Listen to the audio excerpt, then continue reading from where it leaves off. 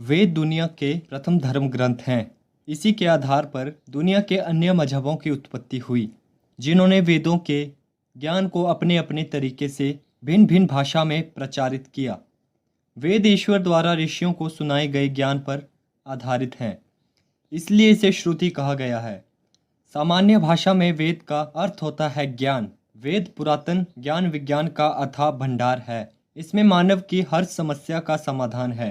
वेदों में ब्रह्म, देवता, ब्रह्मांड, ज्योतिष, गणित, रसायन, औषधि, प्रकृति, खगोल, भूगोल, धार्मिक नियम, इतिहास, रीति रिवाज आदि लगभग सभी विषयों से संबंधित ज्ञान भरा पड़ा है। शतपथ ब्राह्मण के श्लोक के अनुसार अग्नि, वायु, सूर्य और अंगिरा ने तपस्या की और ऋग्वेद, यजुर्वेद, सामवेद और अथर्ववेद को प्राप्त किया। प्रथम तीन वेदों को अग्नि, वायु, सूर्य से जोड़ा जाता है और संभवतः अथर्ववेद को अंगिरा से उत्पन्न माना जाता है। वेदों की संख्या 4 है: ऋग्वेद, यजुर्वेद, सामवेद और अथर्ववेद। ऋग्वेद ऋग्वेद सबसे प्राचीनतम वेद है।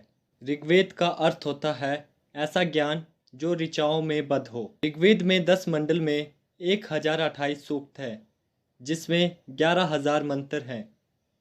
प्रथम और अंतिम मंडल समान रूप से बड़े हैं। उनमें सूक्तों की संख्या 191 है। दूसरे से 7वें मंडल तक का अंश ऋग्वेद का श्रेष्ठ भाग है। 8वें और प्रथम मंडल के प्रारंभिक 50 सूक्तों में समानता है। ऋग्वेद का उपवेद आयुर्वेद है। यजुर्वेद में यज्ञ की विधियां और यज्ञों में प्रयोग किए जाने वाले मंत्र हैं। यज्ञ के अलावा तत्व ज्ञान का वर्णन है। तत्व ज्ञान अर्थात रहस्यमय ज्ञान, ब्रह्मांड, आत्मा, ईश्वर और पदार्थ का ज्ञान। ये वेद गद्यमय है।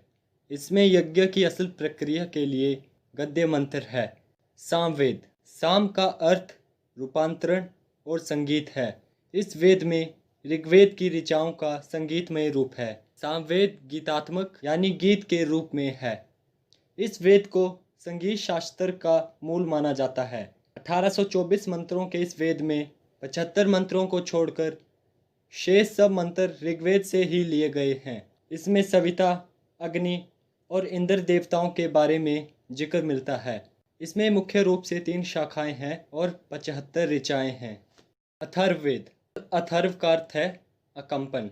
ज्ञान से श्रेष्ठ कर्म करते हुए जो परमात्मा की उपासना में लीन रहता है, वही अकंपन बुद्धि को प्राप्त होकर मोक्ष धारण करता है। इस वेद में रहस्यमय विद्याओं, जड़ी बूटियों, चमत्कार और आयुर्वेद आदि का जिक्र है। इसके 20 अध्यायों में 5,687 मंत्र हैं।